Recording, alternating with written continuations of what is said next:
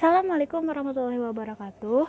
Kami dari kelompok 9, saya Rifasya Indra Faiza dan teman saya Nadifa Azra Zania Mariadi. Di sini kami akan menjelaskan tentang kunci pintu otomatis berbasis RFID. Selamat menyaksikan. Apa sih kunci pintu otomatis berbasis RFID itu? Itu adalah sebuah teknologi IoT yang dimana pintu dapat terbuka dan tertutup secara otomatis bila sebuah sensor memancarkan gelombang elektromagnetik ke sebuah objek yang sudah ditentukan. Ini, misalkan kan kalian tahu ya, beberapa pintu di hotel, beberapa pintu di apartemen itu kan sudah memakai kunci pintu otomatis ya. Nah, objeknya itu kan adalah sebuah kartu. Kartunya itu didekatkan ke sensor yang ada di kunci pintu tersebut kan. Nah, yang dimaksud kami adalah seperti itu. Kami di sini juga memakai kartu dan kami di sini juga memakai sensor RFID untuk mendeteksinya gitu. Kenapa harus memilih kunci pintu berbasis RFID? Pertama, lebih mudah. Lebih mudah yang dimaksud di sini adalah mudah untuk digunakan. Kita tidak perlu lagi membuka kunci secara manual, karena hanya dengan kartu ini saja kita dapat membuka kunci pintu tersebut.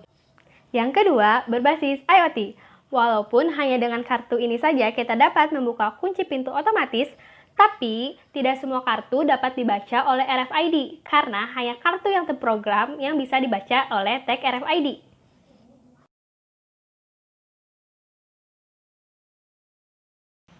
Software, kita hanya menggunakan Arduino IDE. IDE merupakan kependekan dari Integrated Development Environment, atau secara mudahnya disebut lingkungan terintegrasi yang digunakan untuk melakukan pemrograman. Kenapa disebut lingkungan? Karena melalui software inilah Arduino dilakukan pemrograman untuk melakukan fungsi-fungsi yang dibenamkan melalui sintaks pemrograman. Nah, untuk hardware, yang pertama kita menggunakan Arduino Uno. Arduino Uno ini adalah sebuah perangkat keras yang dibuat untuk peralatan elektronik interaktif yang mudah digunakan. Untuk bahasa pemrogramannya yang biasa kita pakai adalah bahasa C, jadi mudah untuk digunakan. Yang kedua adalah RFID. RFID ini juga biasa disebut dengan Radio Frequency Identification.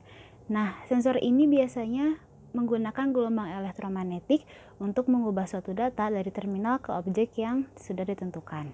Nah, yang ketiga ini adalah jumper. Jumper itu adalah sebuah kabel atau penghubung untuk menghubungkan beberapa sensor yang kami gunakan.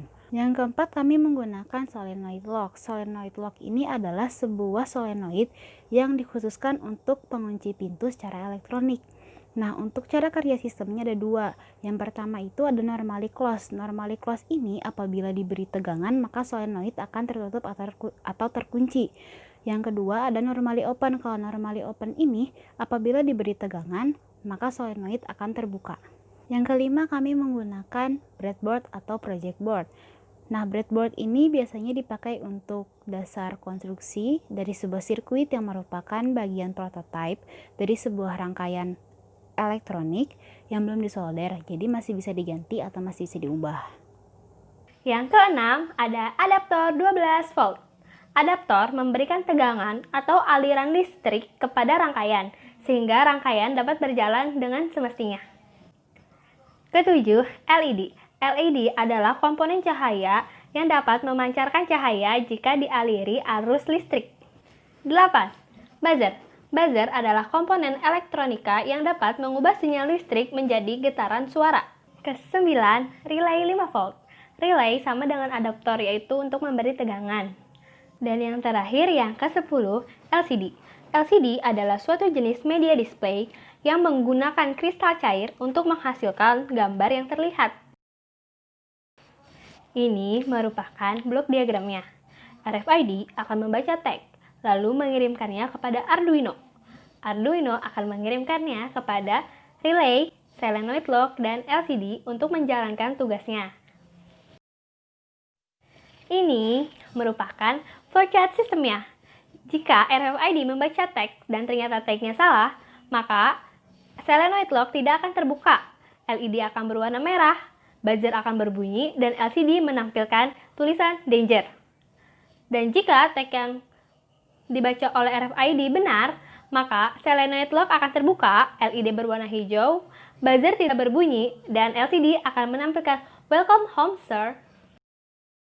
Nah, di sini juga kami menampilkan video rangkaian percobaannya. Selamat menonton. Ini untuk scan cardnya. Untuk perubahannya bisa lihat di LED dan bisa lihat di LCD ya. Untuk yang salah seperti ini.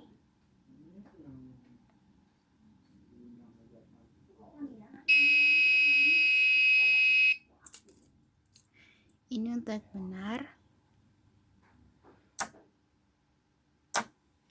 Terima kasih. Nah, di sini juga kami mencantumkan contoh untuk implementasinya dari percobaan kami.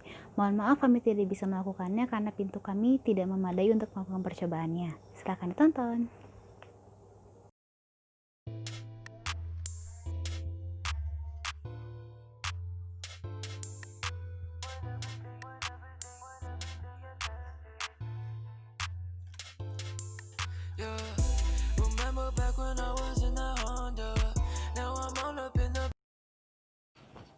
Sekian dari kelompok kami, kurang lebihnya mohon maaf, dan jika kalian ada pertanyaan bisa kalian komen di bawah. Assalamualaikum warahmatullahi wabarakatuh. Terima kasih. Danke. Geshe. Kamsahamnida. Gracias. Syukron.